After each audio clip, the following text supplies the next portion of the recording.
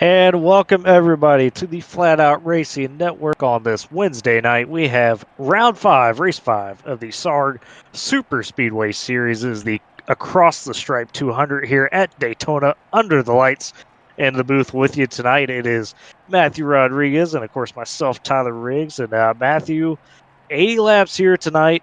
Superspeedway racing, round 5. This series has been chaotic the first few weeks, as we have come to know it to be.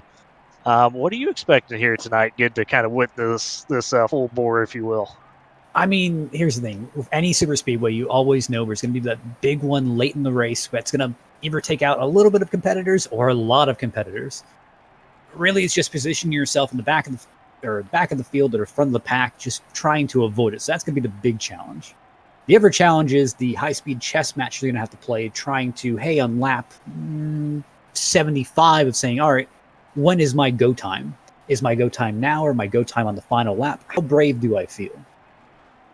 Yeah, that's a good point, Matthew. And we've seen that play out over the first few weeks of the season here. 4 different winners for those of you that maybe hadn't seen every quiet week. Stephen Gale kicking off with the win to start the season. Nick Olson got one at Talladega. It was Lucas Cram, last season's defending champ, in race 3 getting it. And then, of course, last week, Garrett Maines, after having some heartbreak here and there, finally breaks through. He got himself a win last week. And the big story of that is he did take the points lead off that win, did Mr. Baines, but he is not here tonight, it looks like, in the field, unless I just completely skipped over him. I've double-checked a few times.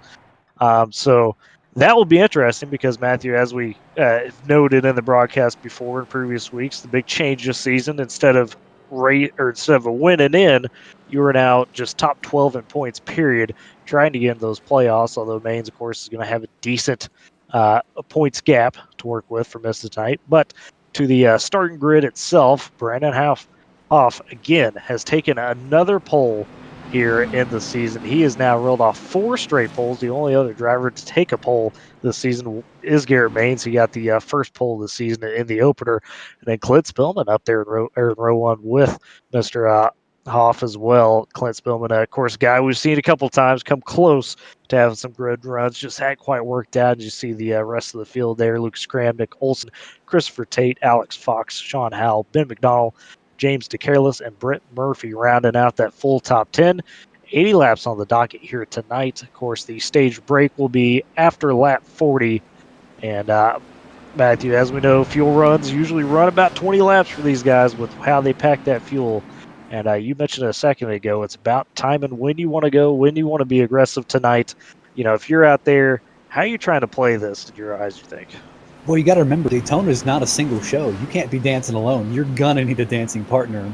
We've seen it all season. Hell, we've seen it last season where a bunch of these teams, a bunch of these drivers do work together and will go in groups.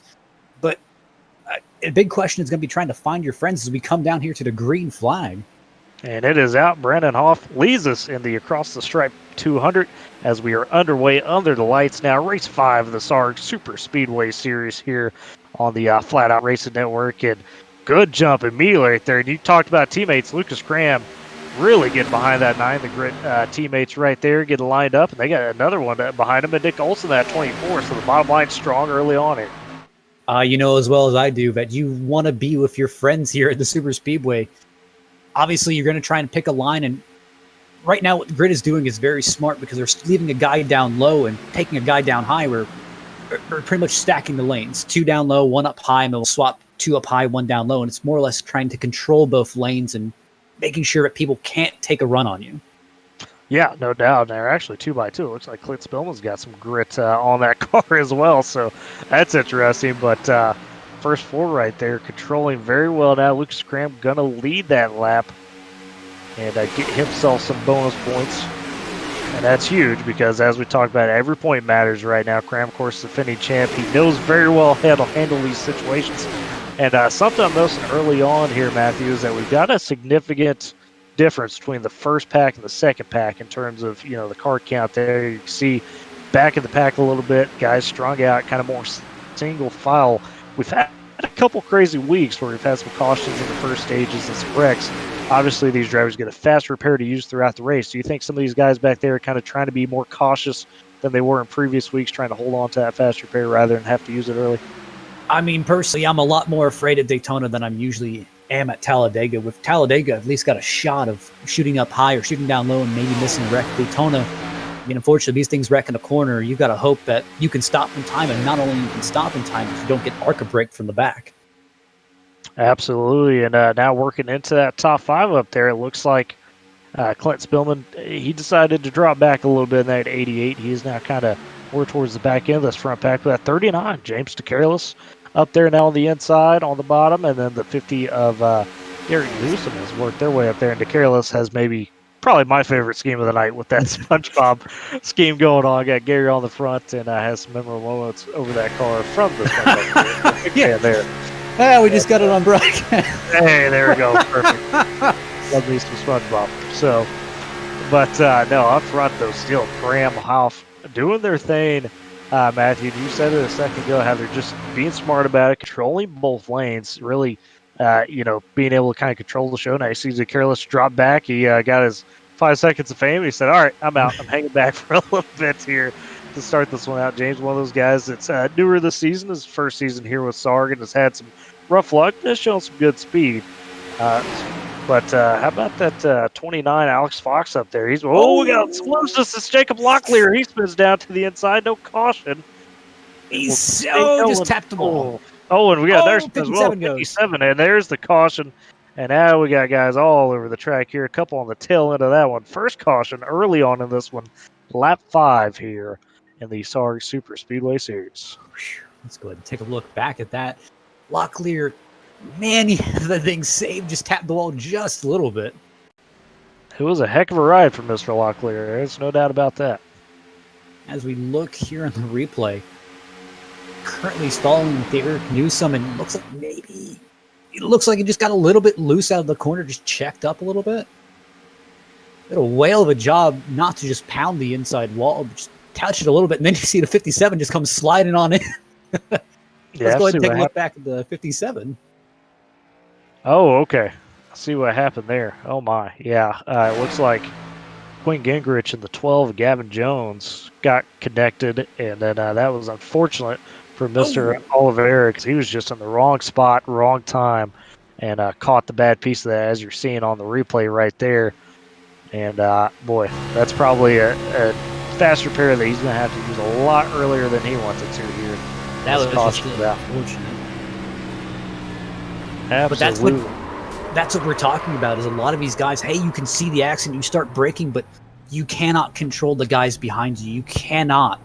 So it's half of looking in front of you and half of looking behind you, just making sure you're not going to get run over. Right, a little bit of mirror driving, right? I mean, and that's a dangerous spot to be able to have to do that in, especially when as you're talking about kind of more back there a little bit. You got guys in front, guys behind. See guys wrecking behind you, all of a sudden they're wrecking in front of you. Craziness for sure. And Matthew, I think that wreck was a little lucky in the sense that probably could have been bigger with where Locklear was in the field there.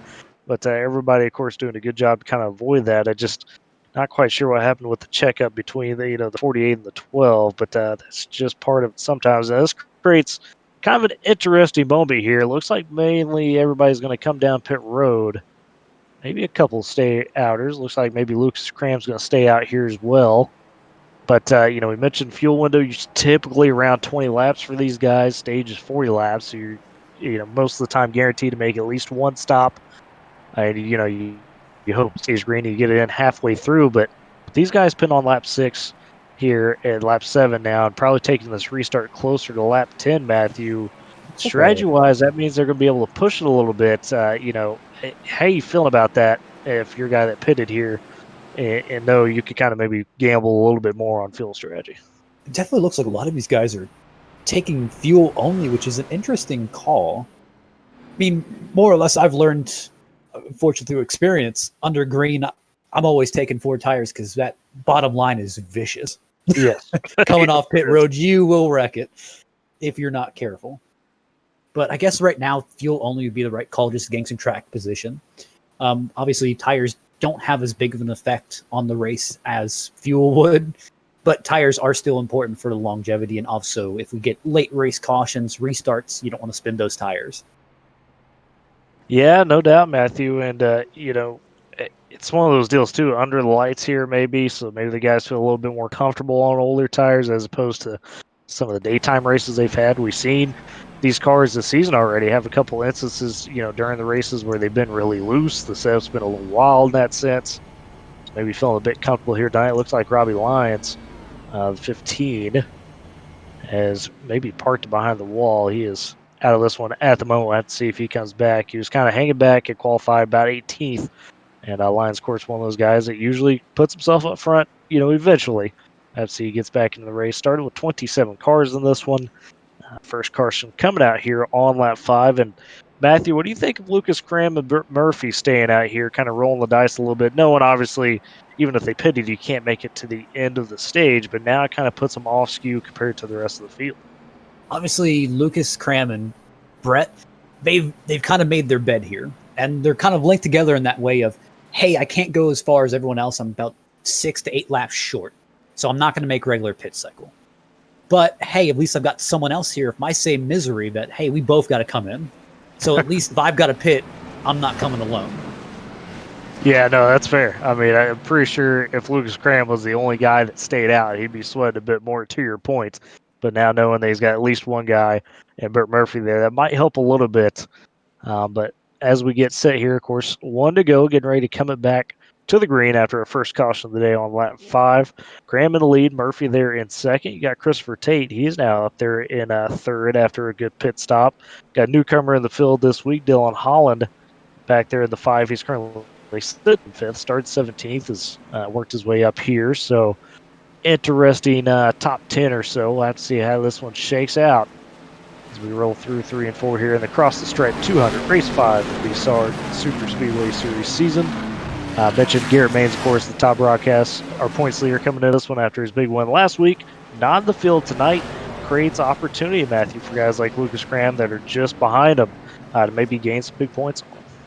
And you got to remember, even if you get crashed out, even if you use that fast repair and you get crashed, you've got to keep running. Every point matters. Absolutely. Pace car coming off here. Going to come to the restart. Start lap 9. Green flag is out. Lucas Cram gets going. A little bit of bobble there, it looked like, on the restart, but got off clean. He's going to have Christopher Tate behind him at that 54 as they barrel down towards turn 1 here. And the 64 Brett Murphy lagging back a bit there, but has Brandon Hoff right behind him, getting a good push. We'll see how that outside line forms up here coming off turn 2. Still 3 Grit-sponsored cars on the bottom right there in Cram, Tate, and Holland. And now Holland and Tate moving up top. They're going to try to take it past Lucas Cram here. Big run for both of them. Good push by the 5 there of Holland. It looks like they're going to be able to at least get Christopher Tate to lead, and he is as he drops down to that bottom line. And Matthew, we've seen this move time and time again over a time covering SARG here over the last couple of seasons, where it's, hey, you get the momentum behind the leader, and then you just take that space outside and move around it, get yourself to the lead. When you're doing that type of move, how precise do you really have to be? A lot of times, especially in these Cup cars. It depends on who you're trying to cut in front of. I mean, if you're trying to cut in front of a friend, I'm going to cut that thing as close as possible, trying to scare him a little bit. If I'm cutting in front of someone who I don't trust or maybe I don't like, I'll give him a little bit extra room. I think that's backwards of what most people will do, but I kind of agree with you there. That's interesting for sure. As we are at lap 10 now here in this race of 80 laps, looks like the grid guys have just been on top of it. There's, whether it be Holland, whether it be Tate. And, look, this move by Cram. He saw that Tate was moved up a little bit. Now he's going to peek him inside. He's got Clint Spillman back up to the front here. Behind him, that 88 giving a good push. Behind them, you got Forge Berube and that 19 Alex having a decent run. He's had some tough luck here this season, one of the newcomers as well. But some of these guys, they realize, Matthew, that, hey, you're getting into race 4 here, so you're halfway through the season pretty much at this point. You got to make some moves if you want to get yourself up in that top 12. Yeah, and I'm just looking at those grid cars up front. They are playing this game amazingly. You got 4 cars, 2 in each lane. You're pretty much stacking up both lanes unless someone's feeling brave enough to make it 3 wide, which, it's lap 11, give or take. Got 1 fast repair, but they're running it perfectly. And I don't know if it's going to keep up like that, but that's how they should run the rest of the race. They just want to dominate. Yeah, no doubt. And, the crew guys themselves, we know, very talented bunch, as are pretty much this entire field. Super speedway experts here, if you will. We see it every week with some of these crazy moves. And there goes Forge Berube in the 19, drop it down. He's saying, hey, I've had enough up front for a minute. I'm going to drop it back. Brett Murphy at 64 will fill into the gap there. And now that lead packer looks like we've got, I'm trying to see the car count here in total, about 16, no, about 17 cars or so here in this front pack. And then you have, as mentioned, when we were green at the start, kind of a distinct second pack that has about another 10 cars or so in it. They're kind of hanging back just a little bit. Been 2x2 here at Daytona tonight. And under the lights compared to the daytime, Matthew, has that kind of changed things? We mentioned a little bit already with the tires, feeling more comfortable on older tires because of the heat difference. But in terms of the race out there, do you ever notice kind of a big difference between the night and the daytime and what you can and can't do? Personally, I've noticed a little bit of bolder moves come out at night. I've been watching these cars, and out of four, it looks like they've been stepping out a little bit. I don't know if that's the setup or if that's the track. It could be that, or it could be they're just maybe getting some air, right? I mean, we know these Cup cars heat up very quickly. Those temps, you got to watch out for them because we've seen already a couple of times this season where guys have been pushing super hard early in the race, and all of a sudden they blow up without realizing it. So maybe it's kind of a combination of all of that. As you saw Christopher Tate make the move, get back down in front of Lucas Graham. He is now to the lead in that 54, and then the newcomer making his debut tonight, Dylan Holland, out there in that 5. He's doing a great job getting a big push now from Brandon House in that 9. And then you got Nick Olson back there in the 24 as well on the outside. That is a strong outside, folks, with those 3 cars. Very, very fast outside. The inside's pretty good with Tate, Cram, and Spillman, but it looks like Spillman at 88 and then Murphy behind him. To your point a second ago, Matthew, a little wiggly back there in the pack. Maybe that's just to do with the cooler temps, the aero. I mean, it's you can speak from experience on this. It is tough being stacked there, kind of trapped in a heavy draft like this. I'd say a lot of these guys are great in practice, great in single car, but you can really test these drivers if you put someone side by side of them. They have nowhere to go. If you're pinching them against that bottom line, that's going to tell you how stable they are. One guy I've definitely got my eye on is the 52 of Stephen Gale. Won our season opener here. I'm thinking he's a sleeper. As he's, oh wow, the 9 of Brandon Hoff. It looks like he just unfortunately lost connection. Yeah, he was having some issues there, so we'll have to keep an eye on that. That'd be huge. Hoff, a strong competitor. It looks like he's dropped back a little bit, so hopefully it doesn't look out. Oh, then the 88 gets put in the sucker hole, and he's around. Clint Spillman ducks it to the inside. No caution yet. Looks like for the most part he saved it, trying to get it back on track. Got trapped right there 3 wide of the sucker hole. Looks like maybe a little bit of contact or looseness. Couldn't quite tell which. We stay green, though, here on lap 16 after a near incident. Now, look at the scramble up front, Matthew. These 4 guys trying to figure out who's going to lead this one now. Christopher Tate on the outside gets the 5 of Holland with him. And then Nick Olson, the 24, they're just going to freight train around Lucas Graham as the rest of the pack tries to get caught back up here and situated. And looking back, we just took a little bit of a peek at what happened to the 88, and it looks like almost he got aero loose. He was in the middle, it looks like they're getting really slick out of 4 and in the front straightaway. I'm not exactly sure what's happening. Well, we've talked about it a couple weeks ago with the new aero package on these super speedways. Things are a bit different than the last season. Obviously, they ran trucks last season compared to the Cup cars this season, but the aero packages as well, on top of that, being a lot different than in previous seasons. So we've seen that play out a little bit at times here in this series this season. And it looks like tonight not necessarily any different, because you made the note earlier, made the point again there about getting loose out of 4 a little bit, getting a little wavy. And sure enough, it bit one of the better ones in Clint Spillman. Looks like this front pack has kind of recalled up a little bit now as we've gone from about 4 or 5 car pack to looks like about 8 or 9 here. And now it's kind of evened itself out, though, to where this is going to be really interesting, Matthew, if we stay green and kind of the different groups of pit stops we'd have under those green flag stops. If you're one of those guys now that got sunk back a little bit, a couple seconds, are you worried, or are you just kind of hanging tight and just hoping you can make up that time, with a good pit stop? I'd usually be a little bit worried, because the biggest part of a car spinning around and no caution is not the guy who's actually spun around and, if he didn't hit anything, great. It's the guys behind who've braked in anticipation of, he's going to take out the entire field with this. Right. Those are the guys that are really hurting from this. Of like, oh man, I expected oh wow, 3 wide in the front straightaway. Oh yeah, boy, Tate got shoved up there a little bit. He just sunk back smartly. Excuse me, that was Holland? I apologize. Tate's in the lead at the moment, but Holland, yeah, got shoved out a little bit right there. Made sure it worked. Now you see him dropping back into that bottom line. All of a sudden, the outside line just has a couple cars in it. Folsom Newsom, as I say that, Holland ducks right back up to the top. See the 71 of Jordan Clark up there having a solid run. He's a guy, you want to talk about some tough luck, Matthew. I mean, we have seen situations where he'll be running up there at top 3, top 2, challenging for the lead, and just always seems to find himself in the wrong spot, wrong time. You know, he's trying to get some good points here tonight. Needs one of those runs because he's down there at 20th in points right now. Still has time, obviously, to get up to 12th. But as I mentioned earlier, it's that time of the season where these guys that know they are on the outside looking in, you got to be aggressive. And when you're in that aggressive mindset, Matthew, how does that change you as a driver sometimes, especially these super speedways? You feel like it makes you worse, or maybe a bit more on edge, but better? It really depends on the driver, and it can either really push you and motivate you to do things, or it can put you in really bad situations. It's how your mindset works. And that's why we always say points, points, points. You've got to gather points because that'll make this less desperation push at the end of the season a little bit less chaotic. Again, if you're right on the cusp of making the playoffs, I mean, you're not going to make those risks that some guys who, hey, I need a win and I need the max point state just to get in. Absolutely. As this front group is now up to 11 cars, had a couple of stragglers catch back up there, 19 and 4 Jay Berube.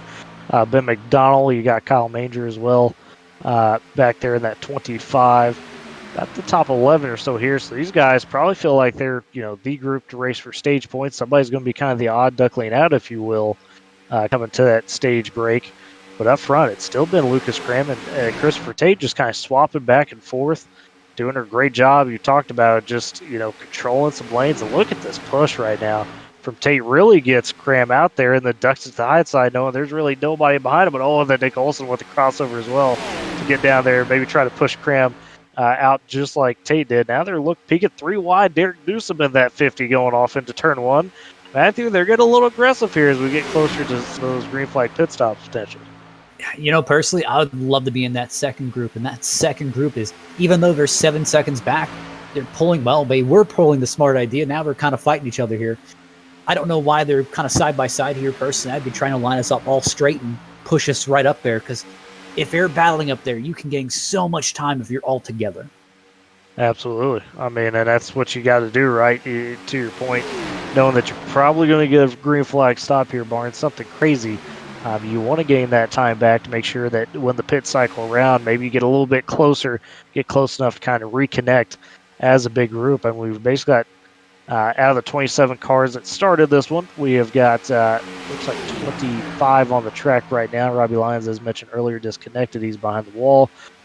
Christopher Lewis currently in the pits at the moment by himself. But other than that, everybody else on the lead lap. And from 22nd to about 12th is that second grouper mentioned. So a solid group of cars there, pretty even to that front group. And they're, to your point, they started to gain a little bit of time. Now they're falling back, and it's getting closer to about 8 seconds or so. But this front group keeps chopping it up. I mean, you can even look at the speed comparisons. I mean, right. The front 10 are running about 200, 202 on average. And all these guys in the back of them fighting side by side, they're running about 198, 194 is the lowest I've seen. So, I mean, it's kind of, hey, it becomes, let's get up to the front to, hey, let's not get lapped. Because, I mean, green flag pit stops are a very real threat. Well, and we've seen two guys, have that one mistake on these green flag stops, and all of a sudden they find themselves in a really rough position down the lap, maybe 2 at times. And to your point, Allison, that back group, with just all the shuffling going on there, they've lost a good second plus already just in the last couple laps, whereas these guys up front, staying together. And we got a guy coming down pit road right there trying to identify that. One of the grit guys. Looks like they got in clean. We also got to remember here, the 44 and the 64 have not pitted yet. And they're still on that 6th lap lesser strategy. Right, so they'll be pitting soon. It was Christopher Tate pitted by his Losum right there in that 54. So that's going to be interesting to see how that plays out, Matthew, because you talked about earlier, you want friends when you pit. When you don't pit with friends, it could get a little difficult here on these super speedways. It looks like he didn't take tires coming off. That's the thing where taking tires, yes, it will take more time, but it just gives you that much more security when you're going around the bottom line. Where, I mean, look at Tate. I mean, he's kind of drifting that thing off a pit road. It's kind of that thing where it takes more time, but it gives you more security, so you can go off. I actually don't know if he made the commitment cone. I don't know if he made the merge line. And we got another group of pitters right there: Lucas Cram, Derek Newsom, Forge Berube, and I believe Nick Olson as well. No, excuse me, not Nick Olson. But a 4-car group there is Jordan Clark, is Clark. So that's a smaller group. It looks like they get in nice and clean, though. So that's the benefit here of having, not a huge pack together, Matthew, is that it makes it a little bit easier on these green flag stops to get spread out. Let's see if this lead group will pit this time around. Olson at 24. Oh, here comes Newsom in the 50. Looks like that was just 3 takers this time. Yeah, and it's been these smaller groups, just kind of opposite what we're used to seeing. Jeremy Jones, Derek Stanley at 26 as well in that time. So all these little tiny groups, this should be interesting, folks, because typically we don't get these smaller groups. Typically it's about 2 or 3 big groups, and then pit cycles are done. You see who catches up. But with all these smaller groups, Matthew, you got to think some of these guys are saying, hey, you could make a lot of time with just a 2 or 3 car group if you do this right. And you got to remember some of these guys, I mean, I'm kind of in the grit guys kind of pit box here where I'd rather it just be us 3 coming on the pit road, because just us 3 coming on the pit road, we're probably all on the same channel. We're probably all talking to each other. And hey, I'm going to shoot all the way to the wall. Don't run me over. And these big packs, we even saw it in the Coke Pro Series race the other day. Pit road calamities happen, and pit entry calamities are more likely with a bunch of these cars. So, hey, if I can limit it to just us and limit our wreck ratio, absolutely. Lap 28 here, hearing some chatter over the radio. Maybe that second group led by Lucas Strayer right now, might be eyeing about lap 30 or so, Matthew, which would be about right, because if you pitted on that caution break about lap 5 or so, you could probably stretch it to about lap 30 or so here before the stage. And this is maybe going to be one of the bigger groups we see pit. If the majority of these guys come down, it could get hairy. Other than that, though, that front 3 of Olson, Major, and Holland, they have stayed out to this point. As you see them lapping the 50 there, the 19 and the 16 there, McDonald, those 3 going a lap down. And and that's the tough part. That's the tough part so much, because these guys want to stay on a lead lap, and they're going to fight you for it. And they have full right to fight you for it, because they've got 3 cars in the bottom, 3 cars on top. More or less just drag race and see who's more tucked up underneath each other to make this run here. Oh, and then Olson dives down front of those lap cars, gets a little... I wouldn't have done that. That was... That's the way to end your race. For someone who's on the outside looking in, that was not a good move. Yeah, Olson currently sits 14th in points, just a few back of Jacob McMillan, who currently holds that 12th spot. Olson has been a contender. He's won a race this season. He's a guy that was, part of that championship group last season.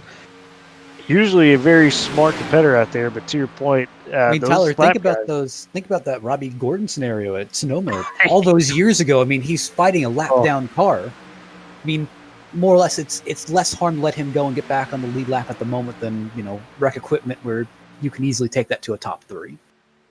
Oh, no doubt. But you know how it is as a driver. Sometimes you get a little impatient. You say, you know what? Forget that. I'm going to get them lapped down. Here comes that 3-car group. Olson, Major, and the 5 of Holland. Are they going to get in clean? Oh. Major with a little slide, but it looks like for the most part, they are in clean. Now it'll be that second group of Strayer. And here they come, this big second group. Maybe the biggest we've seen in this pit cycle. A lot of different speeds. The whole Hoff very fast in there. He lagged a little bit. And then you get the 20 of Brady Floyd. He might have sped. He was in there very hot. Other than that, everybody else looks like they got down without really any issues. And now we'll have to see how this cycles around here. So we see, I think, picking up here, maybe Lucas Cram back there, trying to find where he is on track. He's back there. Got him, Clark, Tate, Stanley, and Jones, and they're coming around the tri-oval right now across the line. They're going to be trying to chase down and pass the 24 of Olson and crew here, as you see him whipping around trying to get towards turn 1 and get towards that backstretch. Decent little size group here. Let's see how it plays out. Olsen just now getting up to speed on that backstretch. Who throws the big block? That's the question. We've always had a saying, which is throw blocks at your own risk. I mean, here's the thing: if you're brave enough to throw that block, you're brave enough to take the consequences. Yeah, absolutely. As you see Jordan Clark fall into the back of that group back there with Lucas Graham. Looked like he got a little bit slick. He did. He kind of had to move up just a bit. Looks like Olsen and Major come out together pretty well. Holland a little bit behind them right now, it seems like. You just got to look at that speed difference, though. Olsen and Major is running about 193 when everyone else is running about 200, 202. So, I mean, they may have a good, decent-sized lead, but they're going to get swallowed up here shortly. Yeah, you see Sean Howell at 38 just now coming back on track. He was a lone pit stopper himself. Brought it down by himself and is getting kind of passed back here. We'll see if he could tag along into one of these groups. That'd probably be a good break for him because he was a little bit further in the pack, Matthew. One of those guys that we talked about where suffered from the checkups of Clint Spillman's almost caution, and he might be able to catch a break in that sense. Have to see how it plays out, but currently still. You can ask any driver in this field. Cautions never fall when you need them. And that's the thing. Every driver, you can ask every single one of them, and they will never say, man, cautions always fall when I need them. Cautions, I need a caution, man, it comes out. No. They come out in the most inconvenient of times. No, you are absolutely right about that. But, I mean, talk about the speed difference. Despite that speed difference, Olsen and Major got clean enough stops where they came out with a good 4+ second gap that has closed up very quickly. We also noticed their closing rates kind of dropped off a little bit because they started to split into 2-car packs. When the 71 kind of got a little bit loose, it split everyone else in that pack up. And right now, Olsen and Major are running about the same lap times as Cram, Tate, Holland, Stanley. I mean, everyone in that pack. Yeah, and how long, though, can Major be pushed up on Olsen there and keep that type of speed? I mean, that's going to be the big part, and they just went around a lap car, that 57. Matthew Oliveira just went a lap down. He's currently the only car a lap down right now. It looks like he hadn't used his fast repair from that earlier incident he was involved in there on lap 5, so he's trying to hold on to that. So that's an obstacle to work around here for your Cram and crew. And to your point, Matthew, when you got a bigger group compared to that, 2-car tandem up front, if you will, sometimes it's a little harder to stay orderly, as you highlighted there with Jordan Clark. That's the big thing. Even as leaders, I mean, I know I've done it before. I'm pretty sure you've done it before. If I can find lap cars that are just as fast as me but just lost the draft, I'd be telling them, hey, hop in. We need more. And even if they want to stay up front, even if they want to fall behind, I need more draft. That's always what I want. More draft, more people. Absolutely. And to your point on that, the second group looks like they caught about 7/10 that time around. They finally got kind of ordered up. Clark had dropped to the back of the pack, and they're pushing pretty strong here. Coming to lap 36 this time around. Remember, stage break will be completion of 40, so do they have enough time right here to be able to catch up and maybe challenge for a stage win? We'll find out. Lucas Cram at 44 is going to really want it. They're going to get around 57 here of Oliveira. He's just going to take the high side and see if he can kind of connect for some draft.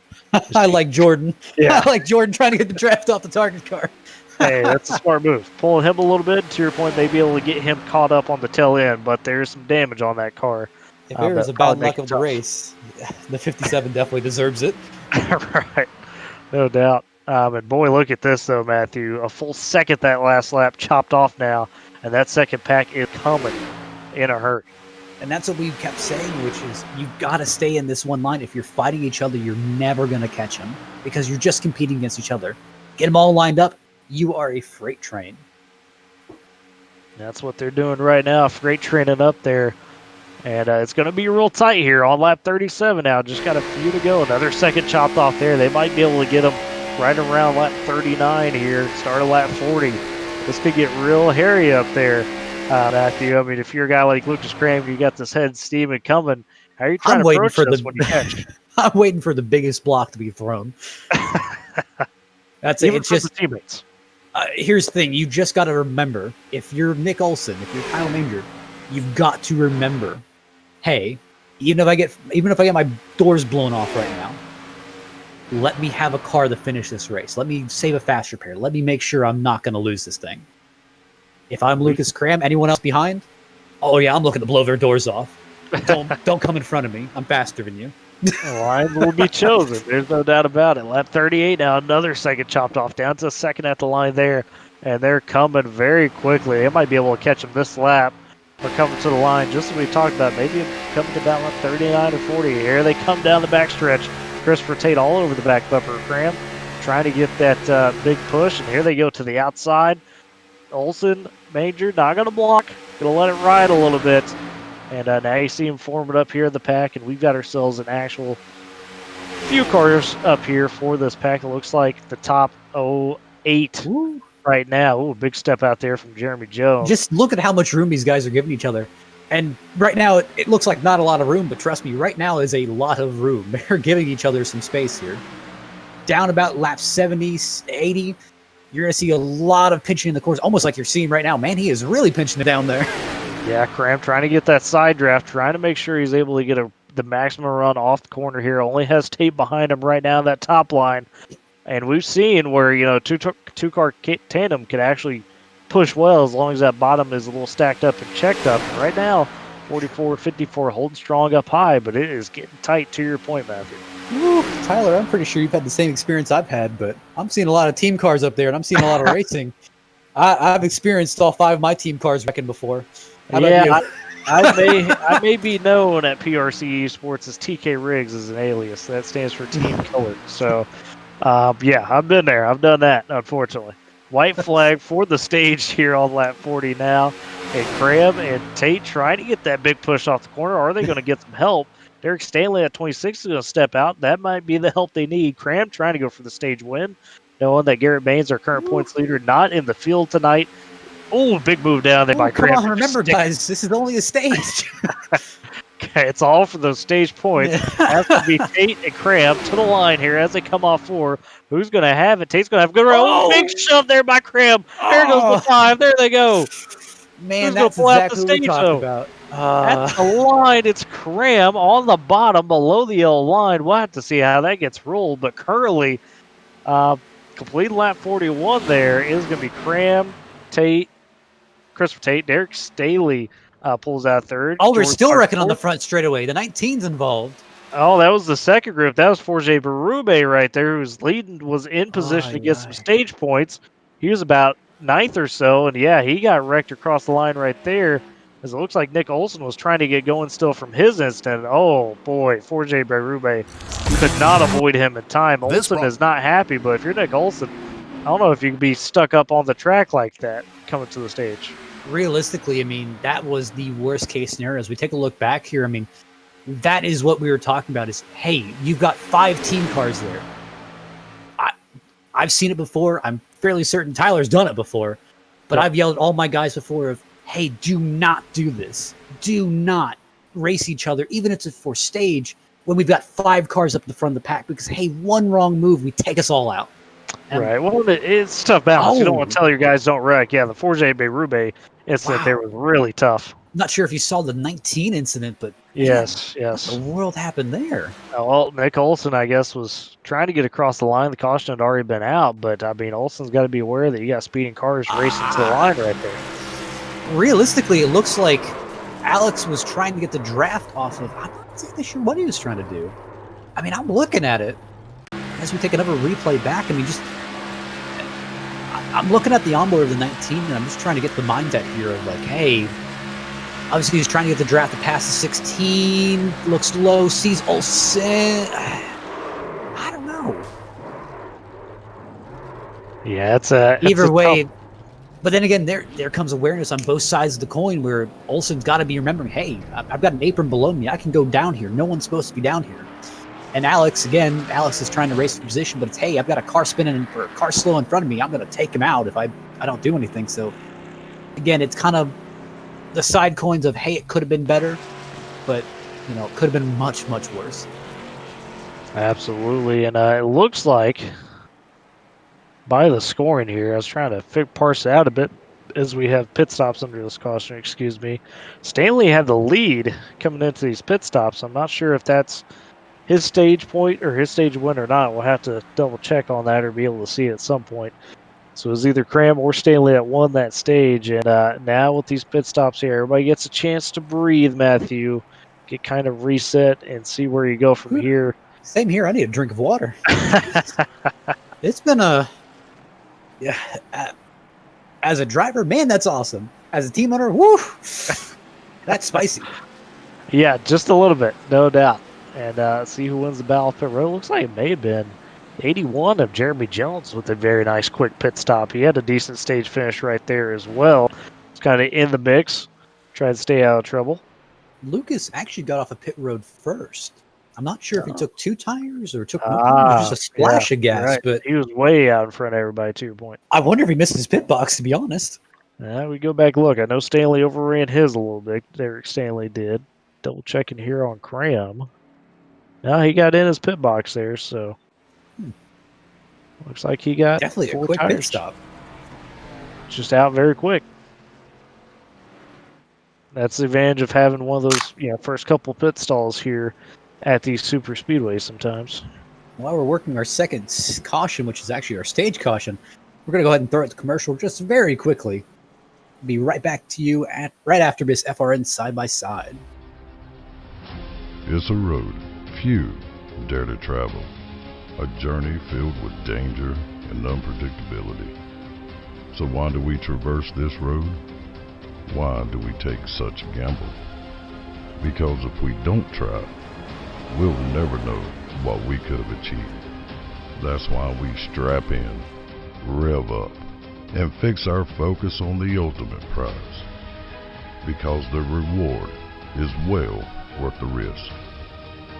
The 2021 NNSCRA Daytona 500, Saturday, February 20th, exclusively on Flatout Racing Network.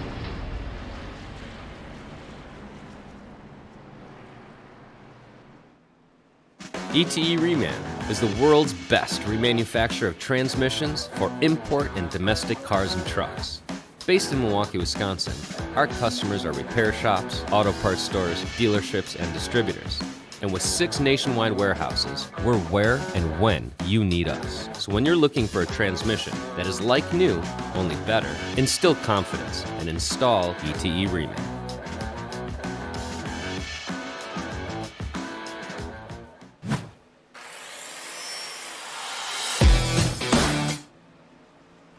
And back here on the Flatout Racing Network in the SARG Superspeedway Series, the Across the Stripe 200, race 5 of the season for these guys. Tyler Riggs, Matthew Rodriguez with you in the booth tonight, coming out of our second caution of the night, our stage break here at lap 40. And Matthew just saw it there at the end. What a spicy end to that first stage. Excited to see what this rest of this race has in store for us here as they get ready to come to green. You got to remember Olsen, too. Olsen's now down a fast repair because even when he was spinning, he didn't hit anything until that 19 hit him. So he's down 1 fast repair. So that's going to change his strategy for the rest of the race as we go back green. Lucas Cram down there on the bottom, leading them to that green. Get a push from the 71 of Jordan Clark.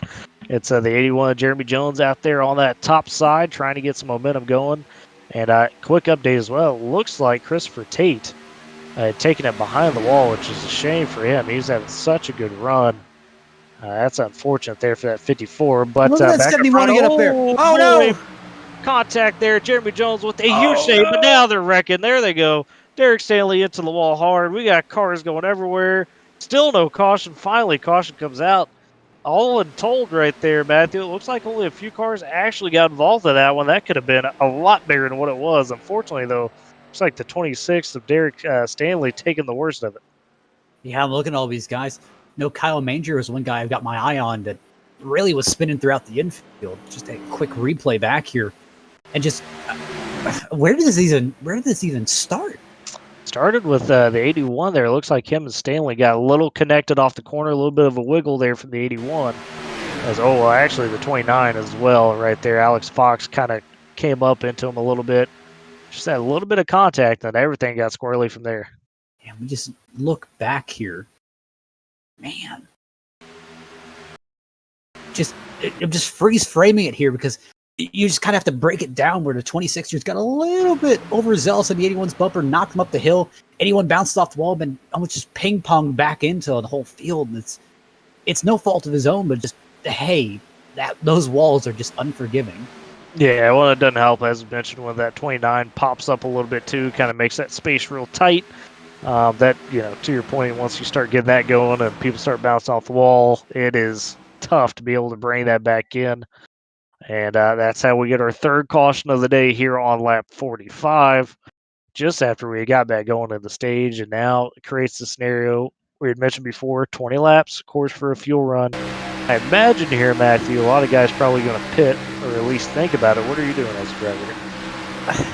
I mean, we just pit, but here's my thing is, like, even if I just pit, I'd rather come in and take an extra splash gas, just top off. Or, hey, if I skip tires on the trip in before, hey, just come back in, put new tires on it. What's the harm?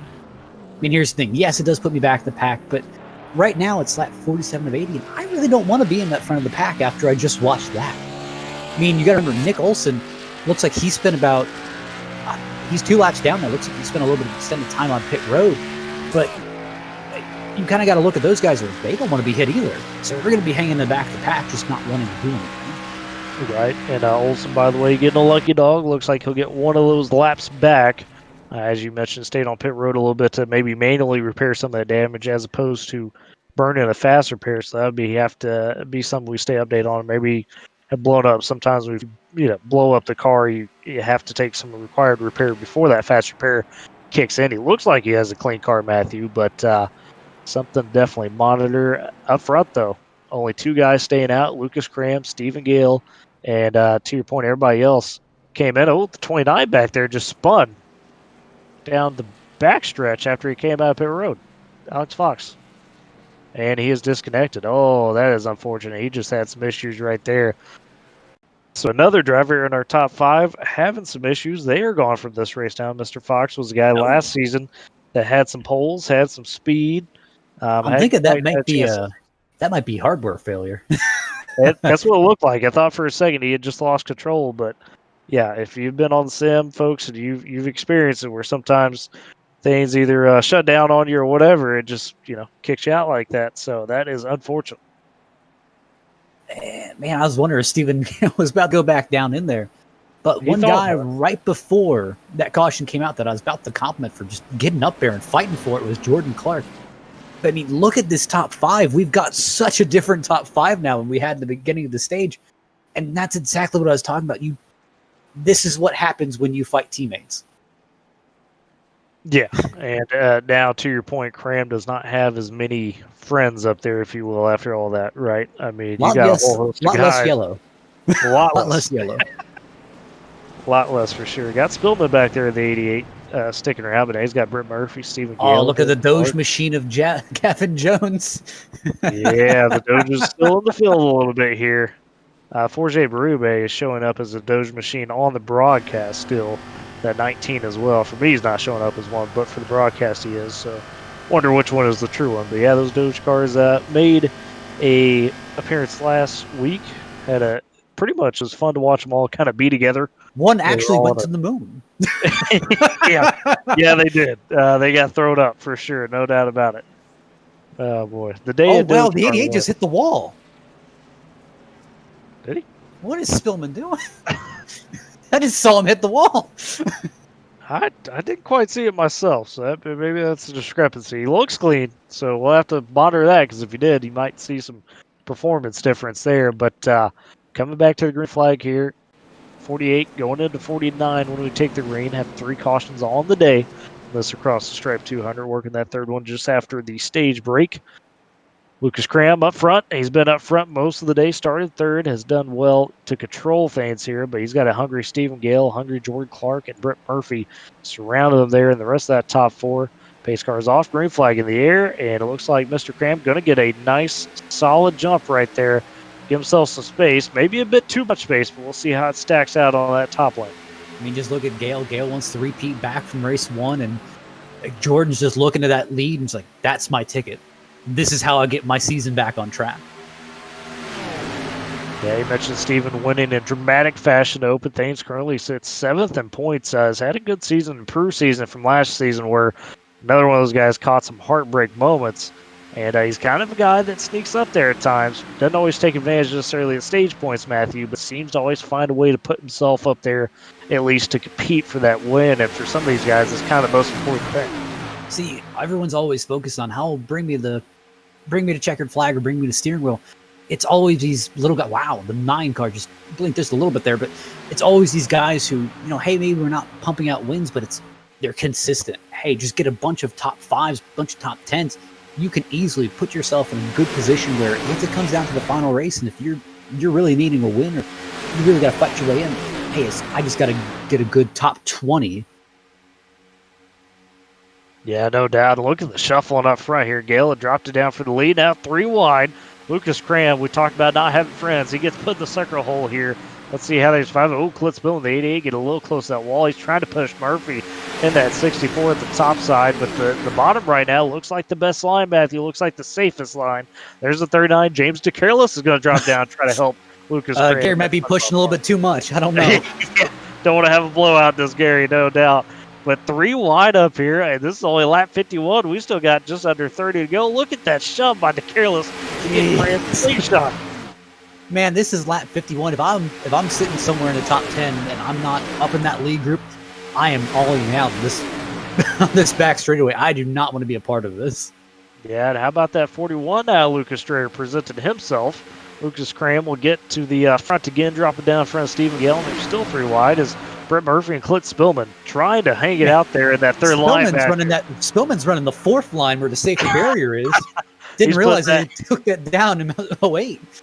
Yeah, he's trying to run that advanced L Junior line, it looks like. I mean, to your point, just sticking her on the wall and saying, let's ride. Now he's going to drop down and leave Murphy out there by himself. That's a tough break for Brett Murphy. He's going to have to reset. But that's the risk. That's the risk of playing that high line of, hey, I mean, we could blitz them on the outside. They won't even expect it, pull down. Or, hey, if my help drops out, now I've got no friends. As Spillman jumps again to the high line. Spillman and Strayer up there. They're going to put the Careless now in the second hole there in that 39. Will he get any help? Meanwhile, Lucas Cram is seeing this in his rear view and saying, hey, keep at it, boys. I'm controlling this bottom line. And here's the thing. You've got to sometimes communicate with these guys in the middle line and say, like, hey, we'll let you in 3 cars back if you just don't push us all the way up the track. And that's exactly what the 39 did. Hey, I want to be in that top line. I want to come with you. And he pushed him all the way up the track trying to fight his way in. No one wanted to let him in. Hey, we ended up stalking this entire line. Yeah, but he made it work as he'll get behind Gale in that 52 now on the outside, and we're back to 2x2. And that outside getting formed up, Matthew. They're going to be getting a run here. All of a sudden, Lucas Cram and Jordan Clark may have some challengers here in the second form of Stephen Gale and James Careless. And here's where it comes to your decision of, what line do I pick? Here's what comes into my mind when I'm back in 10th place and just thinking about what my next move is going to be. Hey, if I pick the high line, because high line looks like it's got a lot of openings here at the moment, I can run up there. If a wreck happens, where's it going? It's probably going to go up high first and then slide down the field. Well, unfortunately, if I'm in that high line, I'm probably going to get collected in that. So it's so many factors come into this. A lot of these guys don't even care about that. Hey, I just want to get to the front of the field. Some of these guys are even overthinking it like I am and just say, hey, do I really want to be up there right now? Yeah, to your point, you see a good discrepancy, as we've seen throughout this race, between pretty much the top 10 guys saying, hey, I'm going to get up there, get after it, mix it up. Everybody else just kind of sinking back, trying to bide their time a little bit and make sure they stay out of trouble. As Stephen Gale kicked off the season with a shocking win, if you will, kind of a come from behind win. He's looking to, as you mentioned earlier, try to maybe repeat here, get himself back in the winner's circle. Himself and James DeCareless right now making a great effort on that outside line. But James has been pushing for a little bit now, Matthew. He's got to be watching those temps. You don't want to blow it up here in such a crucial situation. I am looking at Lucas, and it looks like Lucas is just trying to play that long game. It looks like he's just trying to let off and just coast a little bit where, he's not pushing Lucas.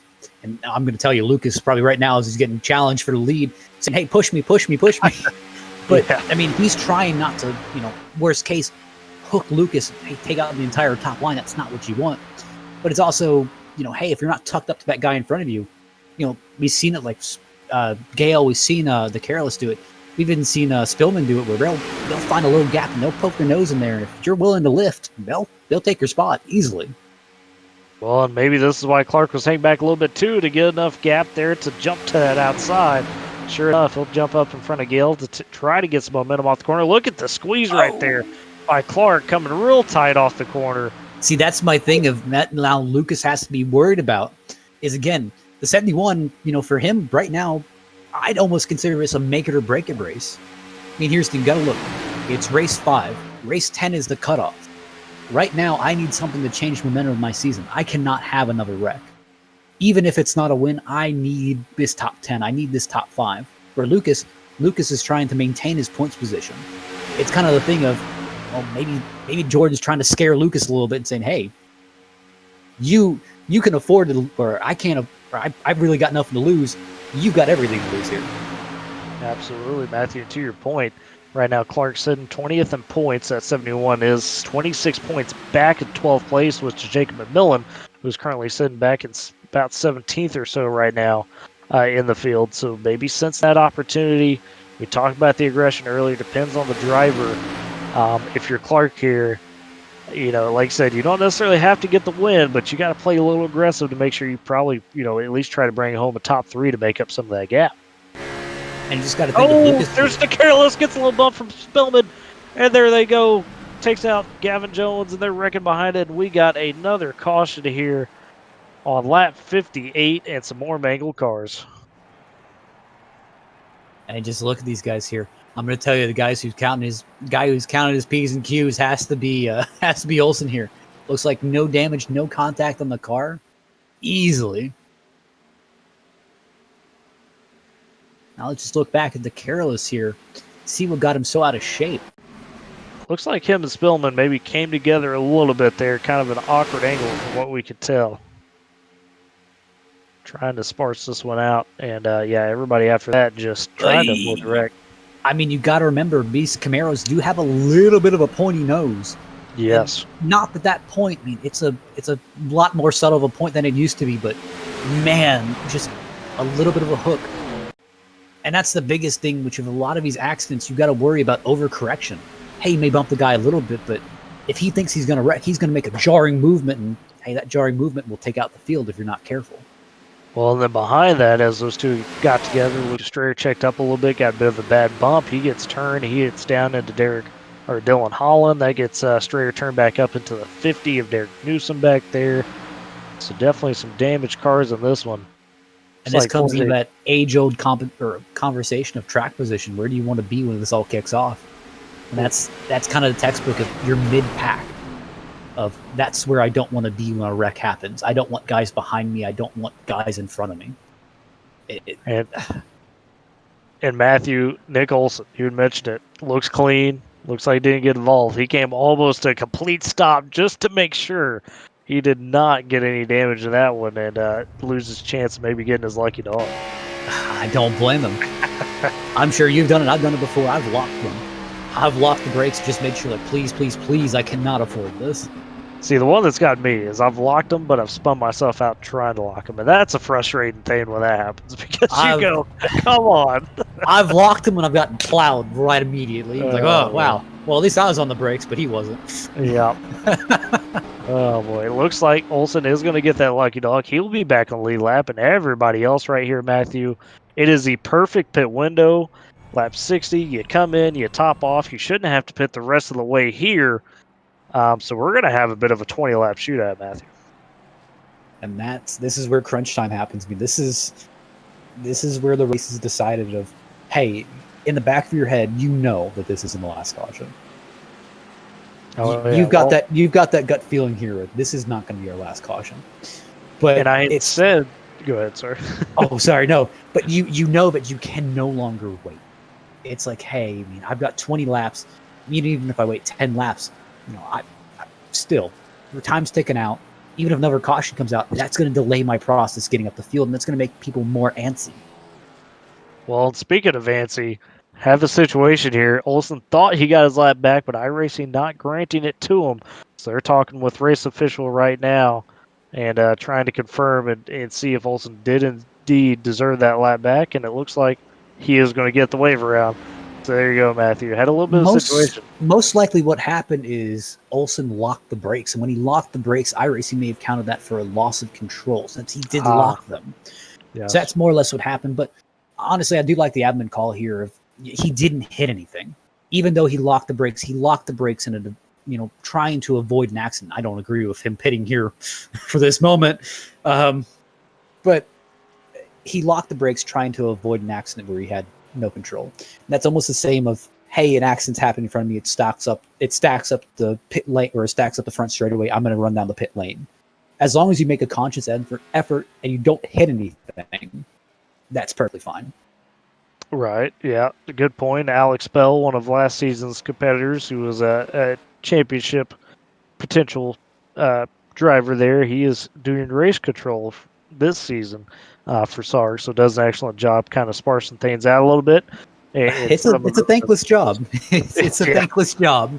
Either one day you're getting yelled at, or you'll get that one person say, "Man, thank you for cutting me a break. Thank you for fixing this." It's more or less the other of, "Man, why'd you call it that way?" Right. Yeah, you don't want to be on the receiving end of the "why'd you call it that way," but like I said, sometimes more of the, "Hey, thank you for helping me out here." And in this case, Nick Olsen is breathing a sigh of relief for sure. Poor Alex doesn't get enough credit. Oh, we've talked to Lucas Cram and crew before. They very much appreciate what he's doing this season.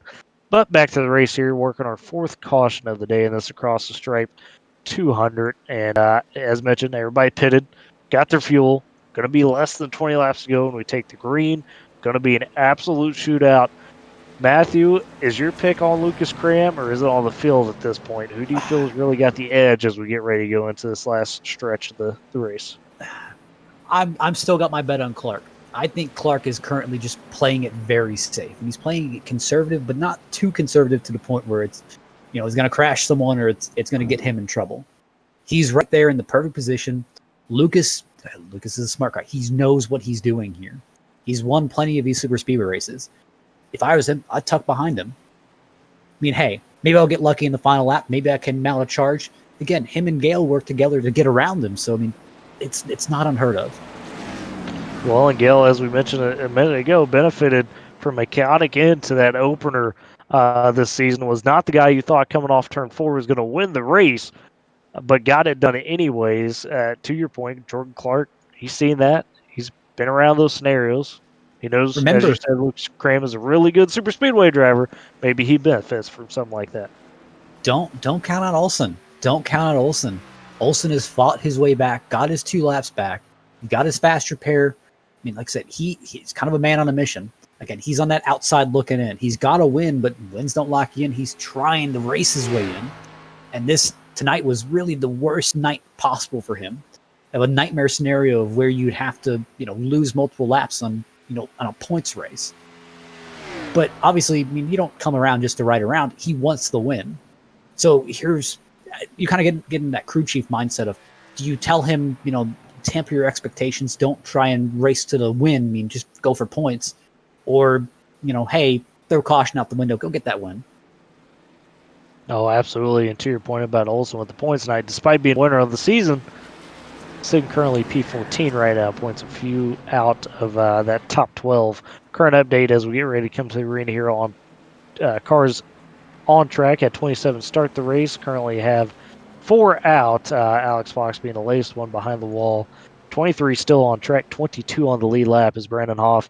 Having some issues with internet tonight. He's currently sitting a lap down 23rd. He was our pole sitter. Other than that, everybody's still on lead lap, still with the chance to win this one. Pace car is off, getting ready to take the restart here.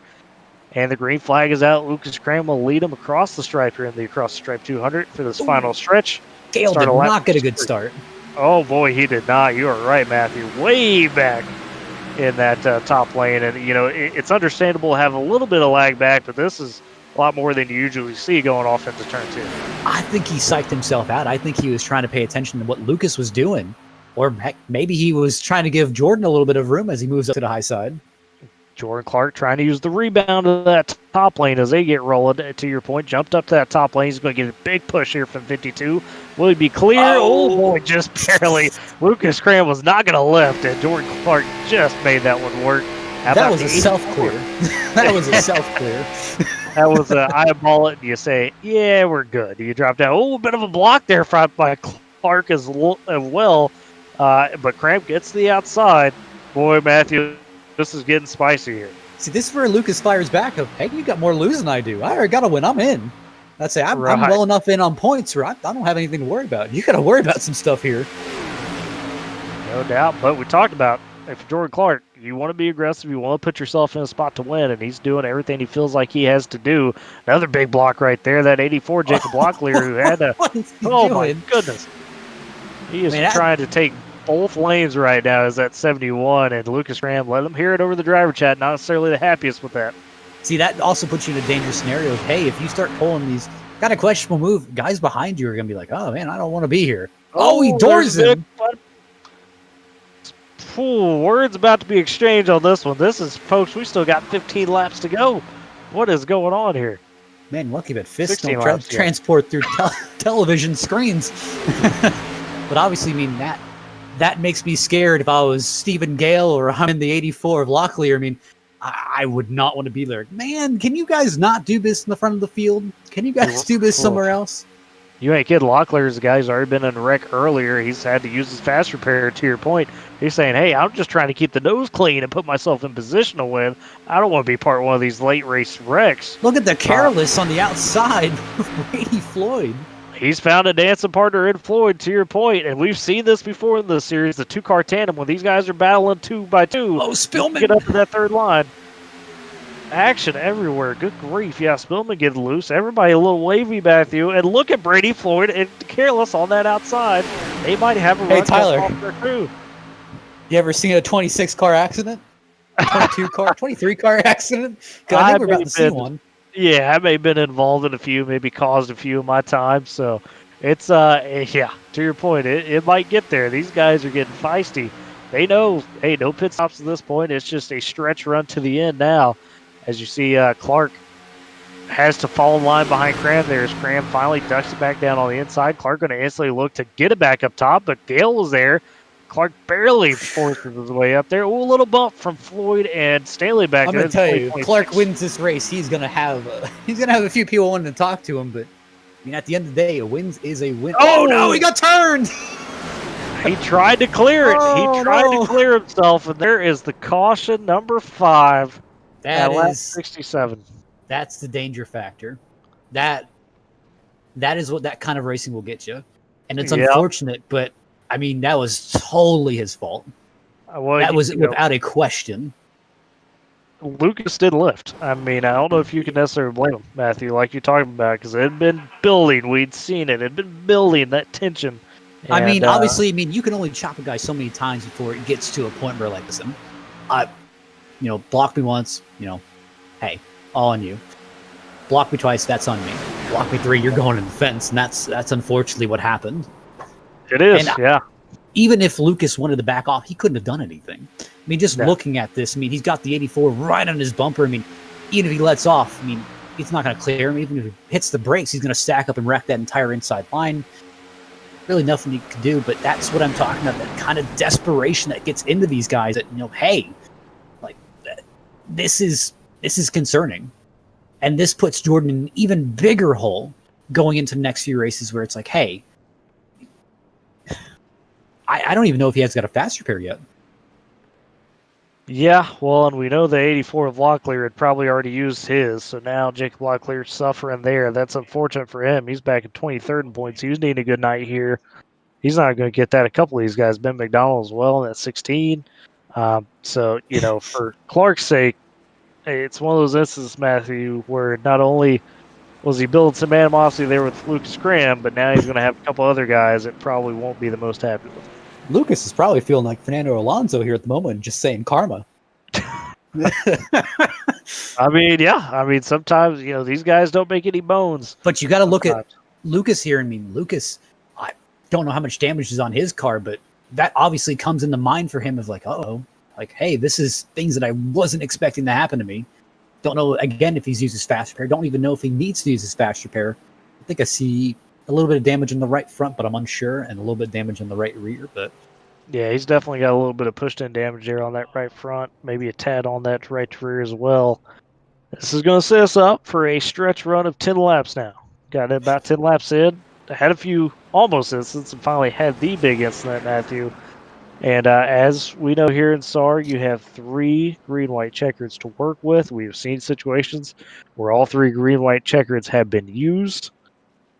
This might be shaping up for one of those situations where that happens. look at our top 5 here at the moment. We got Stephen Gale. Somehow he sneaked his way through that. Then we got Derek Stanley. Man was in a fence a few minutes ago. Let's not forget that. Then we got Gary, who surprisingly hasn't blown out yet. The 38 of Howell, who got abandoned on one of the green flag pit stops because he just pitted alone. Then we got Murphy, who got hung up to dry on the high side, made that amazing run on this side. Floyd, who also was making that run on the high side. Manger, who spun 30 in or back straightaway. Gingrich. We actually haven't spoken very much about Gingrich today. I know he got involved in the ping-ponging incident with, I believe, Stanley on the outside line. Strayer, who also was a victim of that. And the 21, who, again, Jacob, we have not been talking about today. Yeah, and McMillan is speaking of McMillan, the 21 there, he is the cutoff man, if you will, right now in points, at least coming into this one, holding down that 12th spot with a slight edge over his competitors. Currently sitting at 121 points. Robbie Lyons, who had a disconnect earlier, is 13th with 118, and then Nick Olson sitting in 14th, only 5 points behind McMillan. So, and it may seem foolish now, but every point matters. Absolutely. Hey, if one of these guys who, it may seem a little bit odd that everyone comes in the pit and one guy stays out. That one guy staying out is just trying to get a bonus point. Hey, anything to make my run easier, because again, at the end of the season or end of the regular season, you cannot add more points. You're kind of stuck with what you can, and you've only can control your destiny what race you got left. Here, I believe Chase cutoff is race 8. Yes, sir. Race 8. Chase cutoff race 8. It kind of puts in the back of mind of like, hey, I've got 3 races to make up, kind of control my destiny here. I can make my next 3 weeks painless, or I can make my next 3 weeks painful. It's really how you want it to play out, and I'm going to tell you, Jordan Clark, I think he maybe just made his 3 weeks a little bit more painful. Yeah, he did get the EOL from the wreck. Update, Jacob Walker, unfortunately, taking it behind the wall. I mentioned he had already used that fast repair. Christopher Tate in the 95. He is gone officially. He'd been in and out of pit road a few laps down already. He was already down 26 laps. So down to, it looks like 22 cars on a track here. And all those being on the lead lap. Stephen Gale, your leader. We're getting ready to take the restart here. Coming to lap 71, race 5, the SARG Superspeedway Series. Look at those grid cars. They've finally started to dematerialize mid-pack. They find each other, right? It's odd how that works sometimes, Matthew. Pace car. Most of the field is grid cars, but green flag. Green flag. Oh boy, and Gale gets a solid little jump there. It's got James DeCareless pushing him in that 39. DeCareless maybe a little banged up in that rear, but it's not affecting him. Derek Stanley at outside line doing a good job. Sean Howell, the 38 behind Stanley, big push. Howell had been involved in an incident earlier. He's used his fast repair. He's going for it right now. And 2 by 2, they're getting going here, and then behind them it's a crowd trying to situate themselves. Ooh, a couple cars dropping with some damage, it looks like, maybe. That's 64 Murphy, one of the grit cars back there, realizing they might be a hindrance for a lot of people. And a guy I'm seeing back there, Matthew, it's making moves. Nick Olson at 24, he's trying to work his way up. And again, this kind of and the Stanley gets turned from Howell there. There goes Gale. Oh, no. Grab involved. Caution Olson's out. involved. Oh my, there's not going to be a lot of clean cars left. Spillman gone. The 64 Murphy. And that's exactly what I was talking about with Olson. That ended his night. My. That was something he should not have done. It kind of comes in that thing as self-preservation. Wow. Where did that wreck even kick off at? That was the 26 and the 52 there. Stanley, Gale in that top line. And just a bad bump. Or excuse me, the 26 and the 38. Stanley and Howell. 52 Gale, just an unfortunate bystander there. Looks like Hal got up understandably a little bit in the corner, and Matthew, that's not what you want to do with these cars. You can't. You got to hit it square if you're going to hit the corner at all. You're just looking here, and you may think like, oh, hey, the bumpers line up. No, not all of these bumpers line up.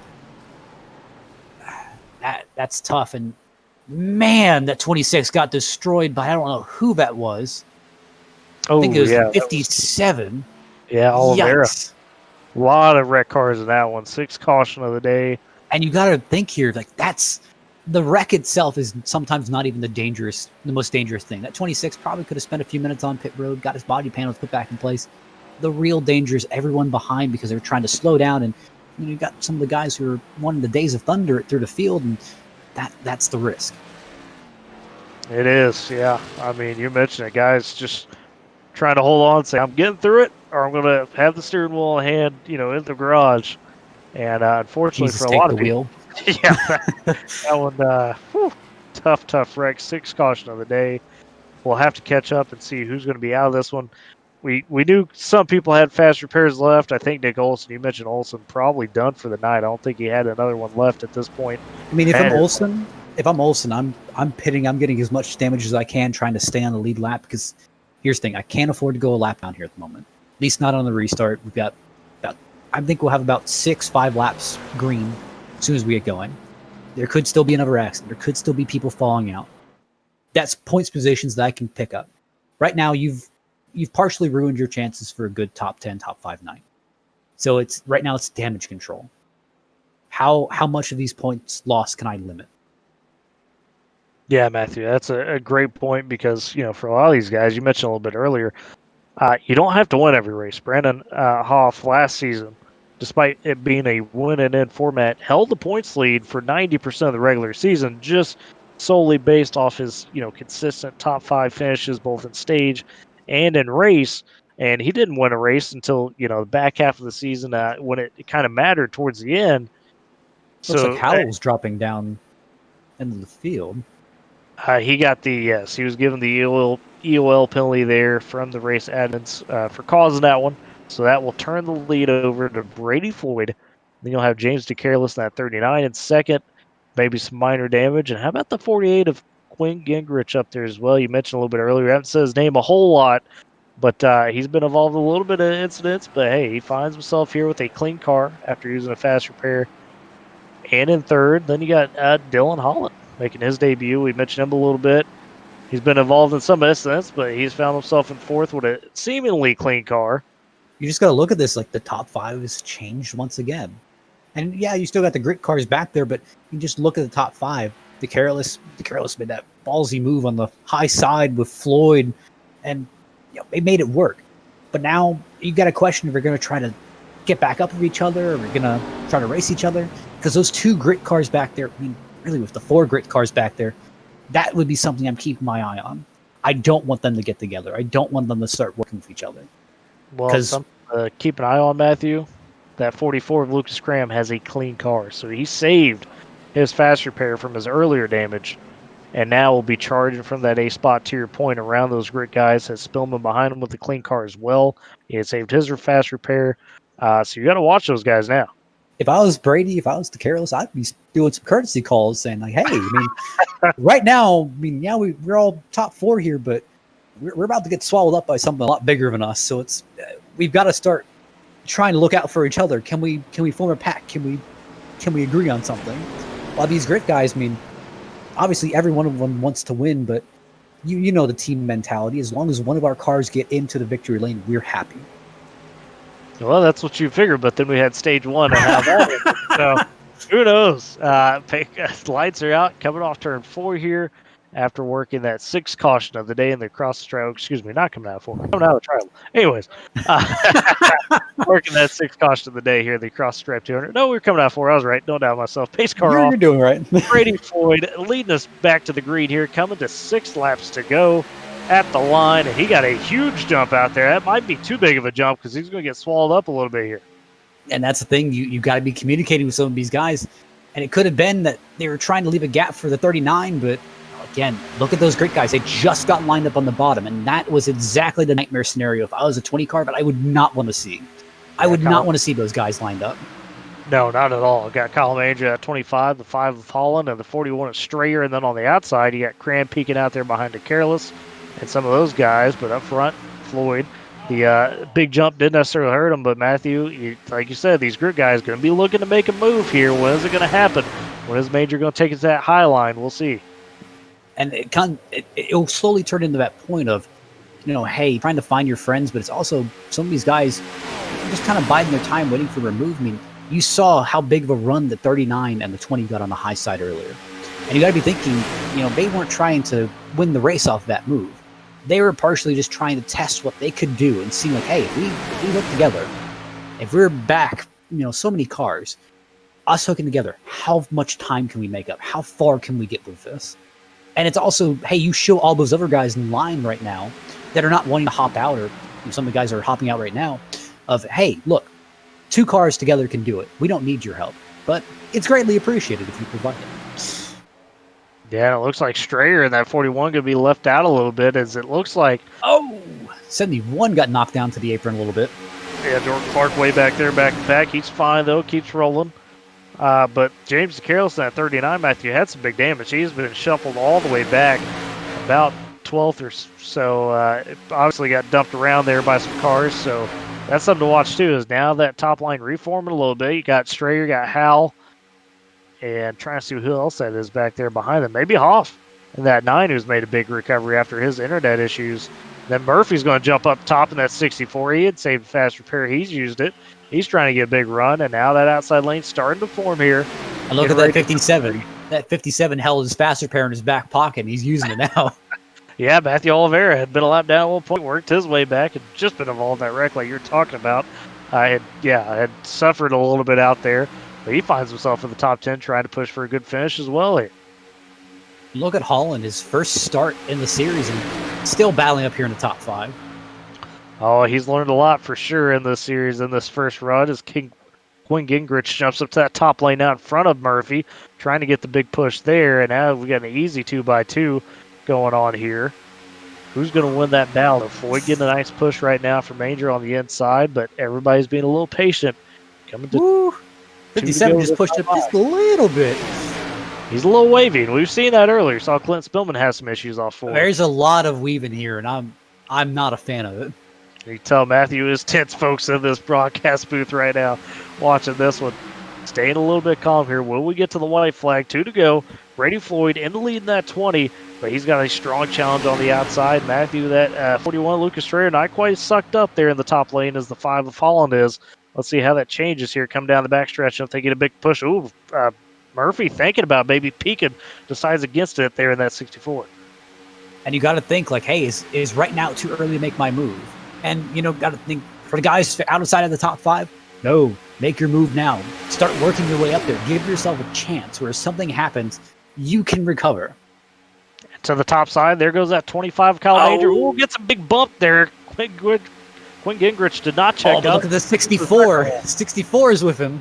And we've taken the white flag. This will finish, folks, this time around. And, yeah, there's the 44 Lucas Cram, too, helping out Major. And now we're 3 wide. People are a bit bobby. Gingrich has found a way to corral it, and now Brett Murphy at 64 finds himself up there alone. But, the 20 of Floyd right now is saying, hey, keep it up. Keep battling up there in that top line. This bottom line is pushing. Floyd is going to hug it to that yellow no matter what. I do not think he's going to lift, but look at Gingrich on the outside. He's been silent all race. Look at this 3 wide. They're just packed in there like sardines. And they've got a lap car coming up here, and Jeremy Jones no! line out turn 4. It's Brady Floyd. It's Gingrich. Side by side, Gingrich has the run at the line. Gingrich. Big Gingrich getting it done, and they're wrecking behind him at the end of this one. What a finish right there. And you got to think Gingrich was just sitting away the entire race, got involved in that earlier incident, took a fast repair, managed to just sneak his way up there. He was even getting kind of knocked out of the way, but I think that was Menger, I believe. Yeah, Menger with a huge push for Gingrich right there. You got to remember, these Camaros don't line up perfectly. So every time you tried to hit him, if you hit them too hard, he will bobble out of line. Jeez. What a finish. Gingrich takes the win. Brady Floyd second. Kyle Manger in third. Dylan Holland making his debut. He'll finish fourth. Lucas Graham worked his way back up to fifth. Brett Murphy sixth. Matthew Oliveira, despite having his issues, brings home the top 10 with a seventh. Clint Spillman eighth. James DeCareless ninth. And Sean Howell rounds out that top 10. What a race that was. My goodness. And for Quinn Gingrich gets a huge win here. It will be our fifth consecutive different winner this season. We've had 5 different winners in 5 races. What a win there for Gingrich. Let's see here if we've got anybody about ready to talk to us. See if we got our top 3 waiting. Not quite yet, but Matthew, as it continues to scroll through there for the final results, you're seeing Gingrich do his burnouts. Boy, what a race. What do you say to that one, Mr. Rodriguez? You know, man, I'm usually the audience for some of these, and man, I'm happy not to be out on that track. Because like I said, there's going to be the biggest thing about these races is the fallout afterwards. And you got to think like, hey, in the heat of the moment, I'm trying to win this race. I'd be personally worried if I was a 71 car. I mean, hey, I may have angered some people here tonight. Is that going to affect me going forward? But also, I mean, hey, a lot of these other guys that may have small little tidbits. You know, after race in a normal season where we go to a super speedway one race. Next race, we'll go to like a Las Vegas or something, then a short track, then something. There's no cooldown time here. There's no this only happens at super speedways. The series is only super speedways. So it's kind of, if you don't get a handle on some of this, if you don't, if you're not your own PR department, you're really going to be regretting life here. And Matthew, we got our third place finisher, Kyle Major. Ray, talk to us. Let's go ahead and grab him up here. Hey, Kyle, it's Matthew and Tyler up here in the booth. You guys. Hey guys, how you doing? Well, my guy, you were up there kind of in and out all night. You were one of those guys that had shown something early on, along with a lot of the other good guys. I got involved in some incidents, worked your way back, though, and it seemed like you kind of knew you just had to be the pusher there at the end. Walk us through kind of that finish and what you were trying to accomplish there those last couple laps. Yeah, well, first of all, I had to miss all those wrecks, and that was the hard part. And once we got all by them, I had my track position that I wanted. And honestly, I felt like I was in the position I wanted to be there coming into the white. I just got cleared Quinn there coming off forward to take the white, and was hoping to get the push from him. And I had a little bit of damage on the rear, and it kind of got me a little bit squirrely and put me in the middle of that. So it stings a little bit. There's really nothing I would have changed, but after that race, I'm pretty happy to come out of there with a P3. So Kyle, I gotta ask you, because I think this is the most burning question in my mind. What in the world happened with that stage ending? What was the general consensus in that team room? Or is that going to be redacted? We got to go back to the drawing board a little bit on that. It certainly got a little bit messy. We were all just pushing there, trying to get whatever points we could, and obviously you saw we stepped over the line a little bit. It was unfortunate that some of us lost some stage points.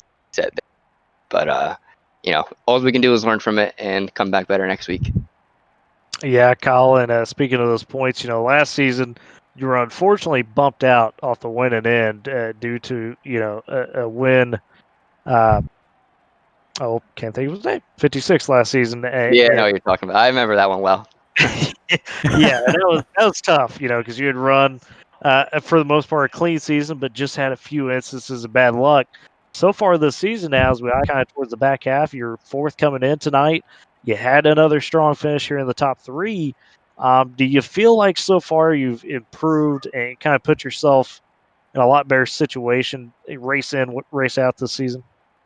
Yeah, I would definitely say so. And the big thing is actually showing up for all the races. Right. Yeah. I was having to play a little bit of catch up last year, but I put myself in a spot to make it and still didn't, so I can't really blame myself on that. But this year I came out of the gate pretty strong with a couple top 5s. Haven't quite gotten that win yet, but I'm close. I feel like one's coming. So hopefully when it counts and hopefully we can make the playoffs, things will start to go in that direction. But overall P3 tonight. Pretty happy with that. Congrats to Quinn. Well, Kyle, thanks for letting us grill you with the tough questions. Oh yeah, I'm sure that sure you're gonna have a lot of talk back in the team room. But anyone you'd like to give a shout out, especially Grit and all your sponsors? Yeah, definitely great marketing. First week of him out on the car, so paint scheme looked great. Got to thank Timmy for that. Yeah, all my great teammates. Obviously, things were a little bit dicey tonight, but overall, we're all still friends in the end, and we're here to have fun. And we're all competitors at the same time, and we all want to win. So it's a fine balance, but yeah, thanks to them, thanks to you guys at Flatout Racing Network. Looks like you guys had a lot of action to cover tonight, and Yeah. I think we're gonna have more of that going forward. So stay tuned. Just a little spicy tonight. Yeah, that nothing was your wrong with that. that was your third place finisher, Kyle Manger. Thanks for talking with us. Cut him off. Well, too soon. oh, bad. that's unfortunate. Yeah, my bad, Man. Kyle. That was on me. I mean, he's But, been cut off enough tonight, so we'll go ahead and bring in our second place finisher now, Brady Floyd there. And Brady, oh man, you got us up here in the booth, Tyler Matthew. Yeah, I got you. Man, tell you what, you walk us through those last few laps. You're holding down that inside line. You see all those guys battling up top of you. Were you just thinking, "Hey, keep doing it here. I'm holding that inside strong." Well, I had a suspicion that the 5 had damage, and my suspicion was correct. He wasn't able to even push me. I don't know how he was up there. If I had a pusher, I would have won the race, but really happy that someone like Quinn was able to get it. We finally got everything to go right for us during the race. We had good wreck avoidance, some good strategy, and we were finally ready to battle with the big names there at the end. And then I was up there, and all the big names and I got taken out. Managed to get back up there with some more strategy calls. So unlucky not to win, but still very happy with the top 3. So I've got to ask, how in the world did you get through some of those giant accidents? Oh, the one where Sean kind of got forced into turning the 26. I think I saw Steven coming back up the track, and I don't know. I just got up towards the wall as close as I could, and I think he missed me by a foot or two, if that. So lucky not to be ending the race on pit road, but it worked out. Rather be lucky than good any day. Yeah, true. Oh boy, and yeah, Brady. Last season it's similar to what we just talked about with Kyle. You're a guy that found yourself in a lot of good spots, couldn't necessarily convert at times though. This season, it's been a bit smoother for you. Came in 11th in points tonight. You had a good solid run. It's going to help you out at the end. What's kind of besides obviously the obvious of, hey, I'm going to try to be there for the championship. What are some of the other goals you're trying to reach this season?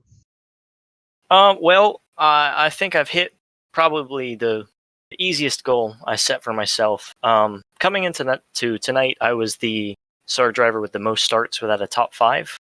And I've been in position several times before. I think I've finished 6th about 4 times already. Right. You saw me, I think, a couple weeks ago leading, got spun. Yeah. But we're just happy to finally convert something into a top 5. Next goal, definitely stay consistent, make playoffs. I know I'm good enough to challenge with some of these better guys. We're finally hoping to get some luck going our way. But yeah, I really badly want to make the final playoffs. So now that ask you, Brady, is there any kind of words you want to give to your competition? I mean, I'm not out here to threaten anybody. I was losing a lot of patience with some people tonight. We're better than this. I know we're all better than this. But even under green, the long green flag runs, we couldn't hold our line for anything. I was frustrated 10 laps in, and I don't think I stopped being frustrated until I crossed that finish line. So, I mean, I know we can do better.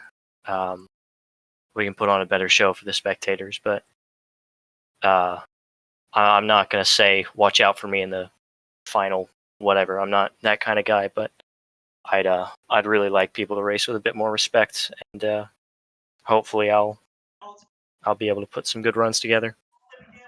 Yeah, and of course at this time, Brady, we'll turn back over to you for some shout outs. Thank who you need to thank, and shout out some of the sponsors maybe. Yeah, definitely thank all the teammates, Space Force Racing. Thank you to the family for watching back home.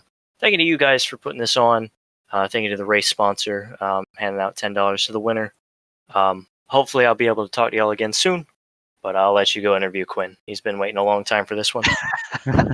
Absolutely, Mr. Floyd. That was your second place finisher right there. Brady Floyd. What's that, Brady Floyd? With a great race there. And as you mentioned, Quinn Gingrich coming in now to the winner's circle. Quinn, you got myself and Matthew up here in the booth.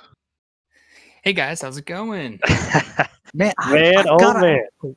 Go ahead, Matthew. No, rock, paper, scissors. You want to do this? You got it. No, you got this. Quinn, I mean, we have seen you at times suffer, kind of some miserable fates. Oh my gosh. Quite a few times. You're a guy last season that we thought might break through here there, just never quite came to fruition. How does it feel, first off, kind of get the monkey off the back and get this big win?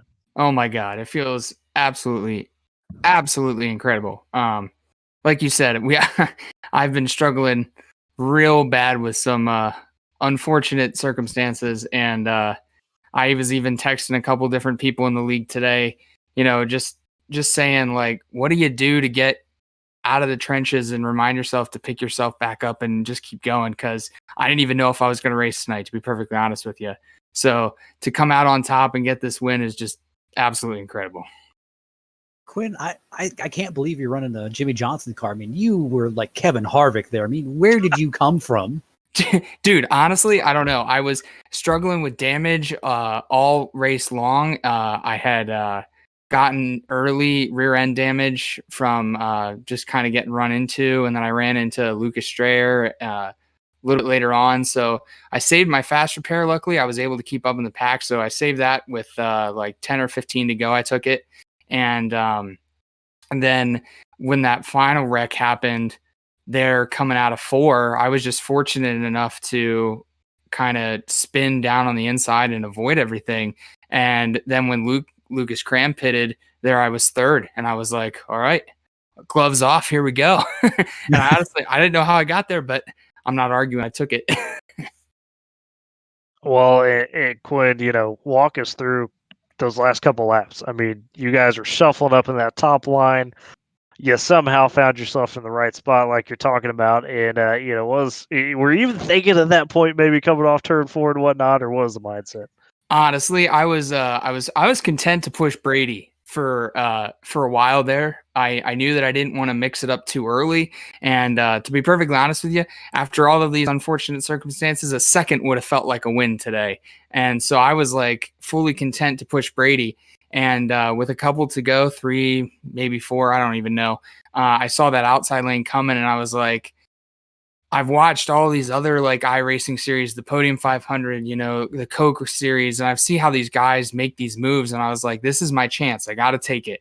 So I just jumped up there, and lucky enough, they didn't hang me out to dry.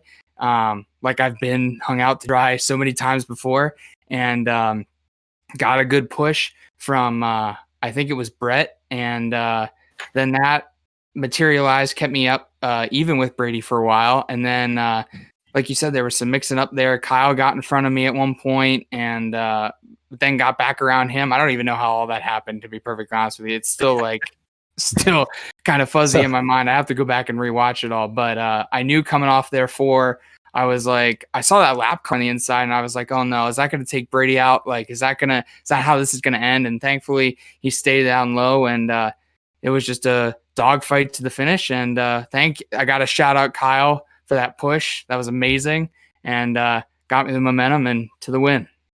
So Quinn, I've got to stop here and ask, because I'm not sure if you remember this of all the adrenaline going through your veins at the moment, but on that final lap in about turn 1 or 2, you got knocked up the hill a little bit. Is there any point where you kind of got knocked out of line when I think I can't remember who hit you in the back, but kind of knocked you up the racetrack a little bit? At any point do you think like, man, I just lost? To be perfectly honest, I don't even know what you're talking about. like I'll have to go back and look at it. if I did get loose or I did get tight and got washed up the hill, it didn't even faze me. I was just like full steam ahead, just trying to do everything that I could. I didn't even think about a win necessarily until I got off of turn 4. And I thought that it was going to kind of be handed to me. I didn't want it that way with that lap car. I was so glad when the lap car got out of the way because I was like, if I win this, I want it to be straight up. So, yeah, I'll definitely have to go back and watch this for a couple more times to let it fully sink in. This is absolutely amazing. Oh my, Quinn. Well, of course, at this time, hey, take your time, do some shout outs, for all the sponsors, teammates, whatever you got. Well, I want to say thanks to Kyle for that push. And also, we have these chats here in Discord, and all my guys in Taco Bell, they've stuck with me all the way. Lucas Strayer has been a big friend of mine for many, many years. We met in kindergarten. We're 25 now. So him inviting me into this league he's the whole reason I'm here. So big thanks to him. All those guys have been great teammates. Thanks to, I have friends that watch every week, and Indy Bolger, shout out to him and his family for always watching and being a great supporter of mine. And so yeah, just thanks to all those guys. And this is just amazing. I can't believe it, honestly. No doubt, Quinn. Congrats on the big win. Maybe we'll get a chance to talk to you next week, see if things fall that way again. Oh, God, I hope so. No, Tyler, that's not how you do it. No, you gotta give them confidence. You just don't say like maybe. No. We're gonna talk to you next week. Yeah, definitely. Yeah, I'll be back. Don't worry. Oh, thank you, Quinn, for sure. Have a good one. And that was our winner, Quinn Gingrich and Matthew. As we wrap this one up, put a bow on it. What a race here in race 5. Kind of we talked about all race, just a lot of guys with a lot to lose or a lot to gain, depending on the situation. And pretty much the entire top 3 fitted that mold of, hey, these guys were, in that spot of being, hey, I got to gain something big here tonight. And it's only going to get more intense from here because, as we mentioned, every point counts. It's just going to be, I feel like, a wild back half to this regular season. And that's what you got to think. Because a lot of these guys, hey, some of the top guys, top 3, they're not even worrying about it. Hey, bad race, that is going to affect me. But some of these back guys, right around the cutoff line, Olsen was a guy who took a big hit tonight. And yes, he did get stage points even after he spun around. But it's still the whole thing of you got involved in an accident when you could have made this race so much more with it being a smaller field, with it having a lot more wrecks, taking out a lot more guys. You kind of lost that opportunity. Yeah, no doubt, Matthew. Well said in that. And folks, of course, as we eye next week here in the SARG Superspeedway series, it will take us to the Talladega 199 Talladega Superspeedway. 75 laps in that one should be another fun one. Talladega always produces, of course, excellent racing. This series has been there twice already this season. Nick Olsen took the first one in race 2. Garrett Maines last week took the win in the Car and Sons Masonry 200. So we'll have to see how next week shakes out. As for this one, though, in the Cross the Stripe 200, big congrats, of course, Quinn Gingrich. Matthew, want to thank you at this time for doing an excellent job on production, and not only that, but doing a good job commentating with me here. Had a lot of fun tonight in this one. And, of course... Watch what you say until I come back. Right. No doubt. And, of course, we also got to thank the most important people out there, the fans of Flatout Racing Network, and, of course, the SARG Superspeedway series. We thank you every week for watching all the content on FRN. Of course, you can always catch it right here on the FRN channel on YouTube. Thank you to everyone out there. We will catch you next week, same time. Talladega 199 should be a good one for myself, Tyler Race, for Matthew Rodriguez, for all the people at FRN. We thank you, everyone. Have a good night, and catch you next week. This broadcast is the copyrighted work of Flatout Racing Network and may not be rebroadcast, retranslated, or used in any form without the express written consent of Flatout Racing Network and iRacing.com Motorsports Simulations. Flatout Racing Network would like to thank you for your support, and we hope you enjoyed tonight's broadcast.